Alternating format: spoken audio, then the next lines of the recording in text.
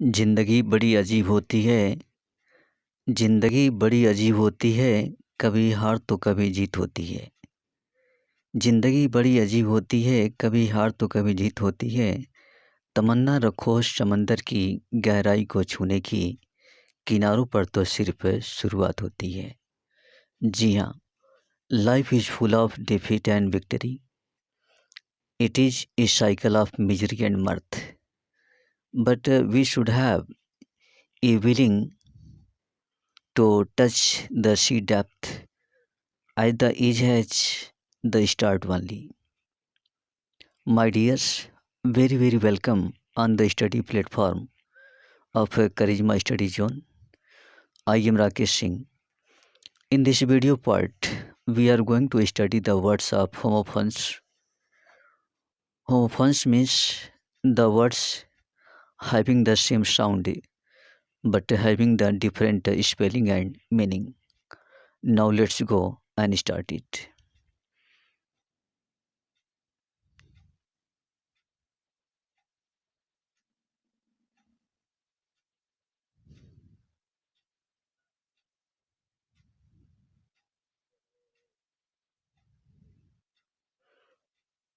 तो यहाँ पर जो होमोफोन्स दिए गए हैं, होमोफोन्स वर्ड्स ऑफन कन्फ्यूज्ड और मिसयूज, ऐसे शब्द जो अक्सर कन्फ्यूज होते हैं या गलत यूज किए जाते हैं। होमोफोन जिसका मतलब क्या है, ध्वनि रूप में समान शब्द। ध्वनि रूप में समान शब्द यानी ऐसे शब्द जिनके ध्वनि या साउंड एक जैसे होते हैं, लेकिन उनके अर्थ और स्पेलिंग में भिन्नता होती है। इस भाग में उन शब्दों को रखा गया है जो अपने रूप या उच्चारण में समान हैं, परंतु भिन्न भिन्न अर्थ वाले हैं। तो इसमें हम ऐसे वर्ड्स को स्टडी करेंगे जिनके प्रोनाउंसिएशन यानी साउंड एक जैसे हैं, लेकिन उनके स्पेलिंग और उनके अर्थ में डिफरेंस है। तो ऐसे वर्ड्स को हम होमोफोन कहते हैं, जिनकी साउंड एक जैसे होते हैं, लेकिन उनके स्पेलिंग और मीनिंग में डिफरेंस होता है। ऐसे शब्दों को होमोफोन कहते हैं। तो now let's go and start it. इसे देखते हैं।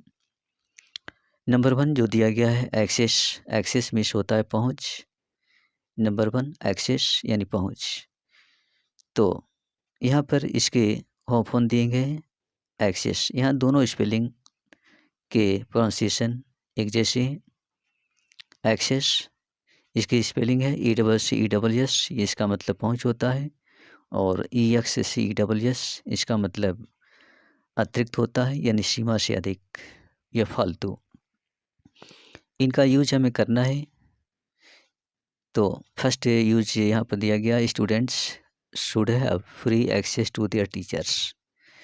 Students should have free access to their teachers, यानी विद्यार्थियों का अपने अध्यापकों के प्रति फ्री एक्सेस यानी स्वतंत्र पहुंच होना चाहिए। नंबर 2 इसका दिया गया है, एक्सेस, जिसका मतलब सीमा से अधिक है।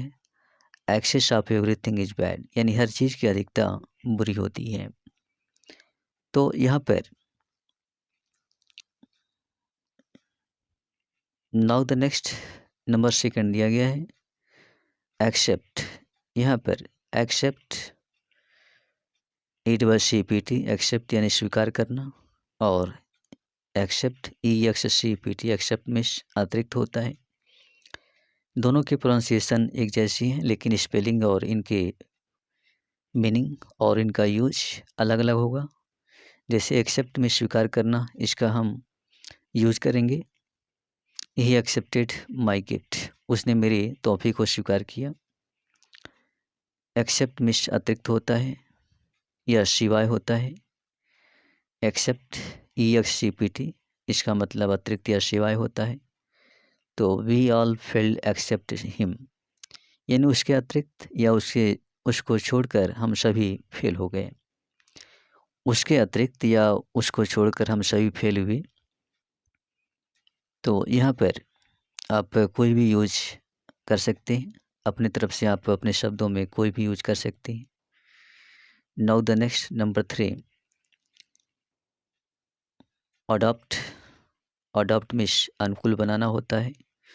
अडॉप्ट अनुकूल बनाना, और इसके होमोफोन वर्ड दिए गए हैं एडेप्ट यानी कुशल। स्पेलिंग में डिफरेंस है। ADAPT अडॉप्ट अनुकूल बनाना और ADEPT अडॉप्ट यानी कुशल होता है। तो अडॉप्ट यानी अनुकूल बनाना, इसका यूज हम करेंगे। इसका यूज अडॉप्ट अनुकूल बनाना, इसका यूज होगा we must adopt to our circumstances. हमें अपनी परिस्थितियों को या परिस्थितियों के प्रति अनुकूल होना चाहिए। और इसका एडेप्ट यानी कुशल, he is adept in painting, वह पेंटिंग करने में कुशल है। तो इसके यूज अलग अलग होंगे, आप अपनी तरफ से कोई भी यूज कर सकते हैं। Now the next number 4, advice. Advice means एक सलाह है और दूसरा सलाह देना है। ADVIC एडवाइस यानी सलाह, यह नाउन है, और ADVISC एडवाइस सलाह देना यह वर्ब है। तो इसे हम ADVICE एडवाइस यानी सलाह, इसे हम नाउन के रूप में यूज करेंगे। जैसे he acted upon my advice, he acted upon my advice, उसने मेरे सलाह के अनुसार कार्य किया। यहाँ पर एडवाइस जो कि नाउन के रूप में यूज किया गया है। और ADVISC एडवाइस यानी सलाह देना, इसे हम वर्ब के रूप में यूज करेंगे। जैसे I advise him to work hard, मैंने उसे कड़ी मेहनत करने की सलाह दी। तो यहाँ पर एडवाइस जो दिया गया है वह वर्ब के रूप में है। Now the next, affect. Affect and effect. Affect means प्रभावित करना होता है, EFFECT अफेक्ट यानी प्रभावित करना। तो इसका यूज है his illness will not affect his result, उसकी बीमारी उसके रिजल्ट को प्रभावित नहीं करेगी। यहाँ पर अफेक्ट एक वर्ब के रूप में यूज हुआ है। EFFECT अफेक्ट यानी प्रभावित करना, यह वर्ब है, तो इसे वर्ब के रूप में यूज किया गया है। और EFFECT इफेक्ट यानी प्रभाव होता है, यह नाउन है, इसे हम नाउन के रूप में यूज करेंगे। My advice had no effect upon him, उसके ऊपर मेरे सलाह का कोई असर नहीं हुआ। तो यहाँ पर जो इफेक्ट लिखा गया, इफेक्ट यहाँ पर नाउन के रूप में यूज हुआ है। Now the next number 6, altar. Altar मिश बलिवेदी होता है, ALTER ऑल्टर। ऑल्टर मिश बलिवेदी। Many goats were sacrificed at the altar, बलिवेदी पर अनेकों बकरियों को कुर्बानी दी गई।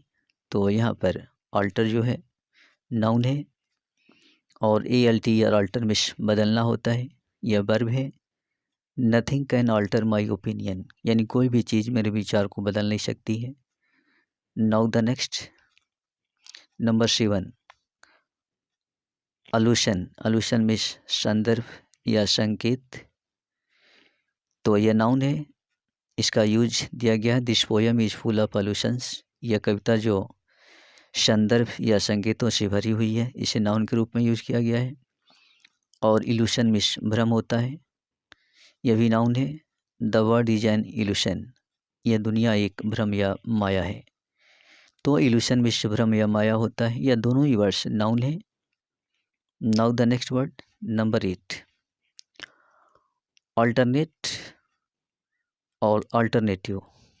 अल्टरनेट यानी एक को छोड़कर। He comes here on alternate days, he comes here on alternate days, यानी वह हर एक दिन छोड़कर यहाँ आता है।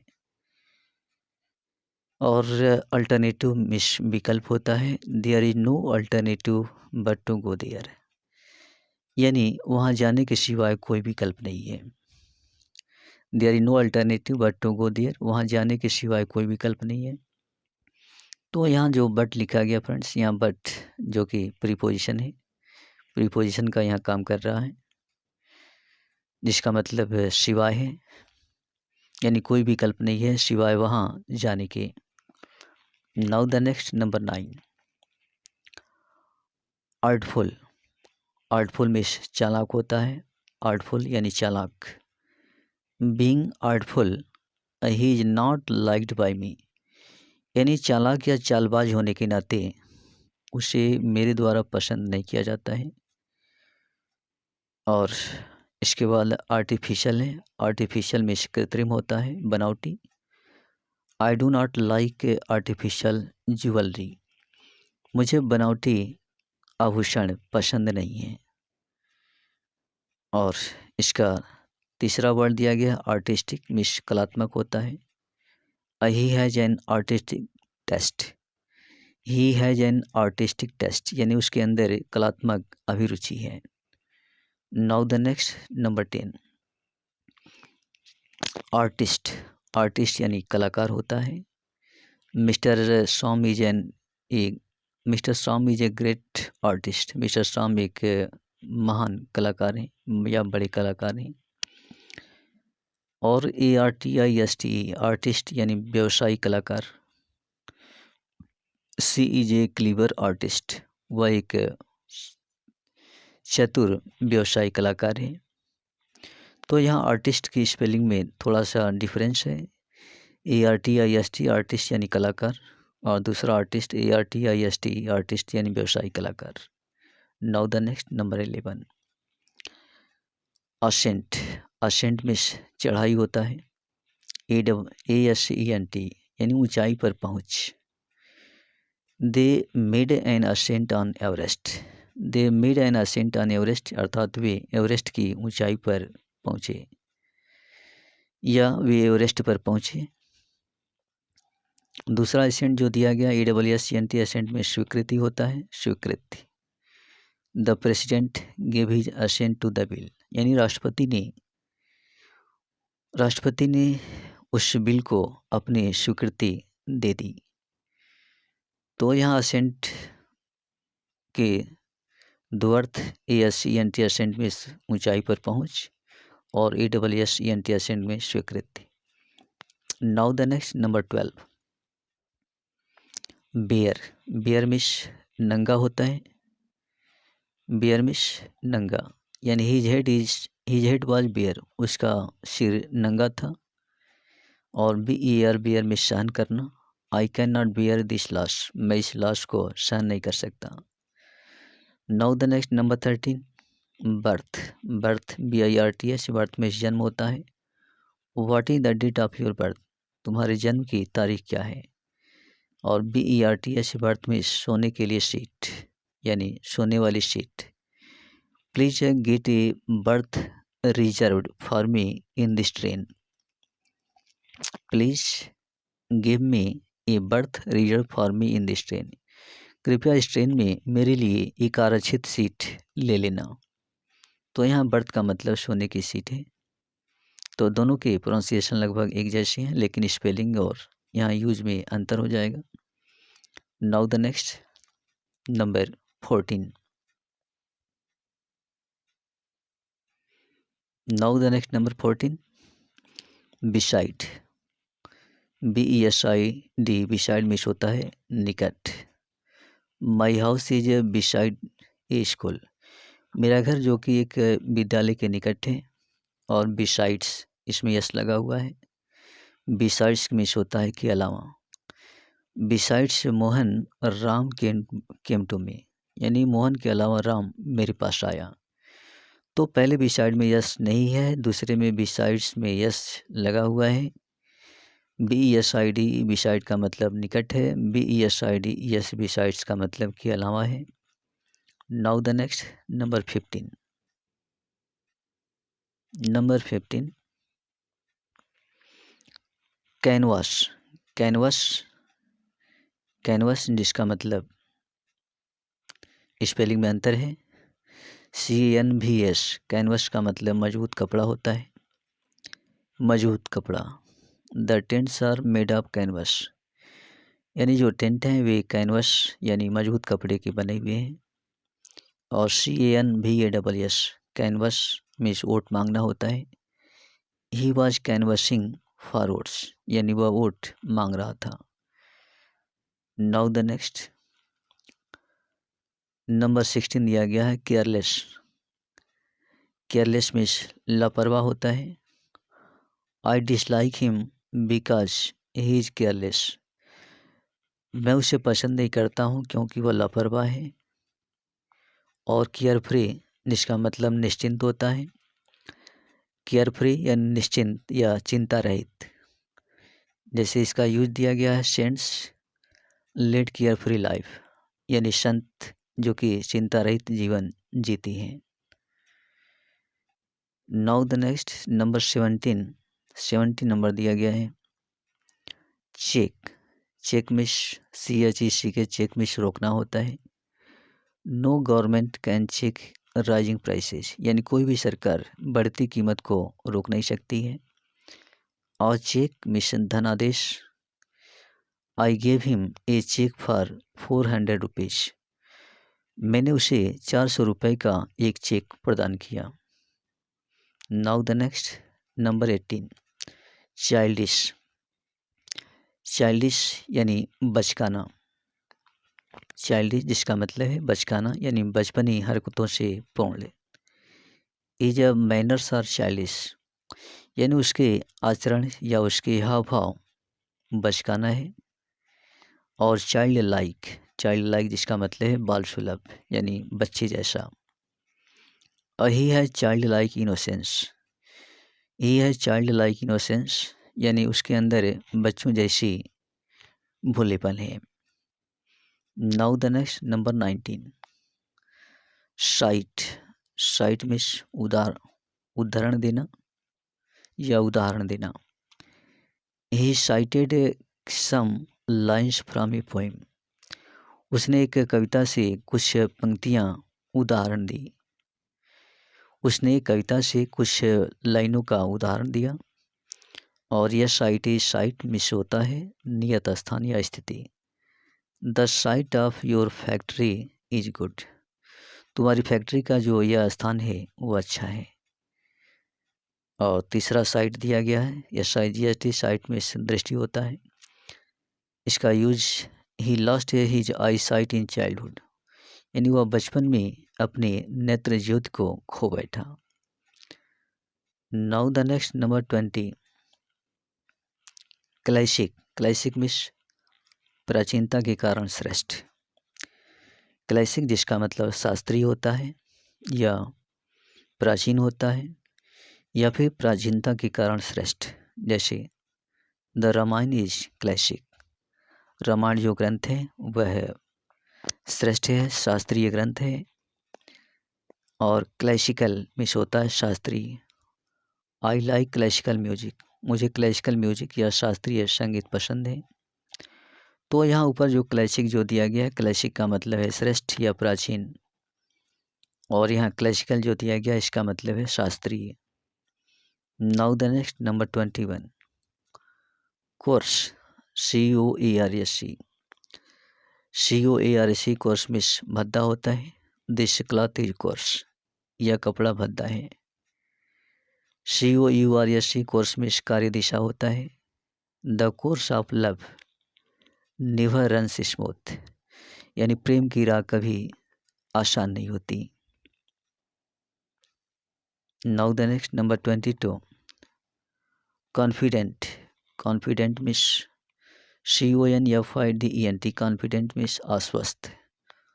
आई am confident of my success, मैं अपनी सफलता के प्रति आश्वस्त हूँ। और CONFIDENT कॉन्फिडेंट मिस होता है विश्वास पात्र। It is not safe to make everybody your confident. यह सुरक्षित नहीं है कि हर व्यक्ति तुम्हारा विश्वास पात्र बने। तो यह यूज हुआ। Now the next 23 complementary complement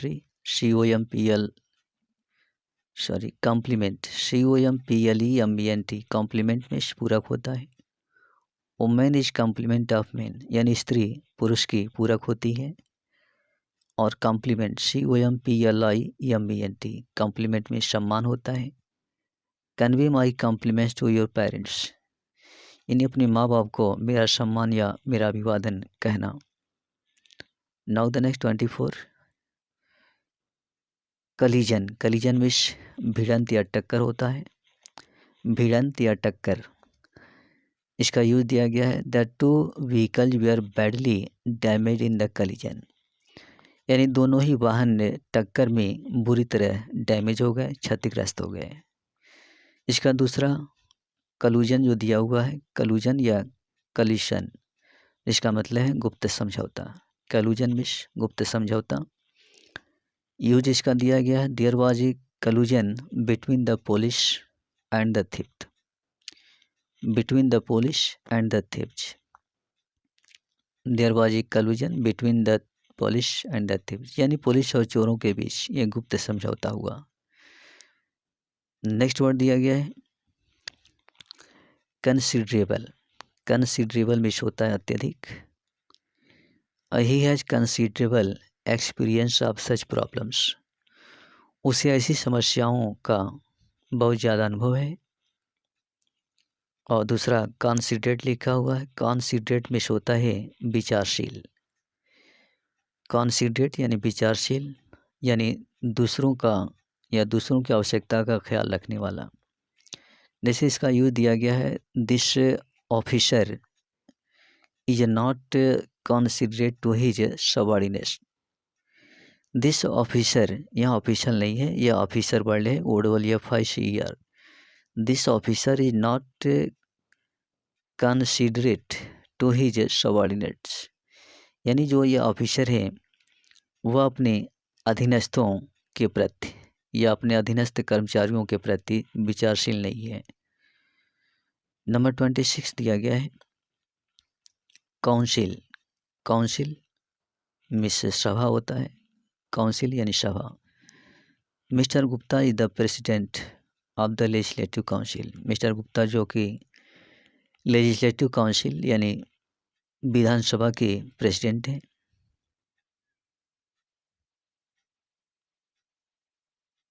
sorry, Vidhan Parishad है, लेजिस्लेटिव काउंसिल है, विधान परिषद के प्रेसिडेंट हैं। और दूसरा दिया गया है काउंसिल मिस होता है सलाह, COUNSEL, काउंसिल यानी सलाह। और you should listen to the counsel of the elders. You should listen to the counsel of the elders, यानी तुम्हें बड़ों की सलाह सुननी चाहिए। Now the next 27 credible. Credible means विश्वसनीय होता है। हिज स्टेटमेंट इज क्रेडिबल, उसके कथन विश्वसनीय हैं। और क्रेडिबलस यहाँ लिखा हुआ है, क्रेडिबलस। क्रेडिबलस इसका मतलब है सरलता से विश्वास करने वाला। सरलता से विश्वास करने वाला जिसे हम विश्वसनीय या सीधा साधा कहेंगे, तो इसका अर्थ है विश्वसनीय या सीधा साधा। This credulous man can be cheated by anyone, यानी इस विश्वसनीय आदमी को किसी व्यक्ति के द्वारा धोखा दिया जा सकता है। Now the next number 28 core. यहाँ कोर लिखा गया है, कोर CORPS, इसे कोर पढ़ते हैं। CORPS कोर का मतलब होता है फौज की टुकड़ी, यानी ही है ज्वाइन नेशनल कैडेट कोर, उसने नेशनल कैडेट कोर को ज्वाइन कर लिया है। और दूसरा जो कोर दिया गया है CORPS कॉर्प्स। CORPS इसे कॉर्प्स हम पढ़ेंगे। कॉर्प्स का मतलब लाश यानी डेड बॉडी होता है। तो कॉर्प्स वाज बर्न्ड, यानी लाश को जला दिया गया। 29 दिया गया है डायरी। डायरी और डेयरी। तो जो डेयरी लिखा गया है DAIRY, डेयरी मिशन दूधशाला होता है। He gets milk from single dairy, यानी वह सिंगल डेयरी से दूध प्राप्त करता है। और दूसरा डायरी दिया गया है, डायरी में दैनंदिनी होता है। He has a habit of keeping a diary, यानी उसे एक डायरी रखने की आदत है। Now the next number 30 dear. Dear में प्रिय होता है। He is my dear friend, वह मेरा प्रिय मित्र है। और DEER डियर में हिरन। A deer was running across the lawn, यानी लॉन को पार करते हुए एक हिरन दौड़ रहा था। नेक्स्ट वर्ड दिया गया है डाई। डाइमिश DI, डाइमिश मरना होता है। मैन डाइश आदमी मर जाता है, और DY डाइमिश रंगना होता है। This old man has died his Baird, this old man has died his Baird, यानी इस बूढ़े आदमी ने अपनी दाढ़ी को रंग ली है। Next word number 32, dual. Dual means दोहरा होता है। ड्यूअल यानी दोहरा। Dual government is troublesome, dual government is troublesome, यानी दोहरी सरकार या द्वैध सरकार कष्टकारी होती है। और सेकंड दिया गया है DUEL, DUEL ड्यूअल मीन्स होता है द्वंद्व युद्ध या मल्ल युद्ध, इसके कहते हैं द्वंद्व युद्ध या मल्ल युद्ध, यानी he lost his life in A dual, उसने एक द्वंद्व युद्ध में अपने जीवन को खो दिया। नेक्स्ट वर्ड नंबर 33, नंबर 33 दिया गया है draught. Draught DREUGST, DREUGST draught यानी घूंट, पानी का घूंट।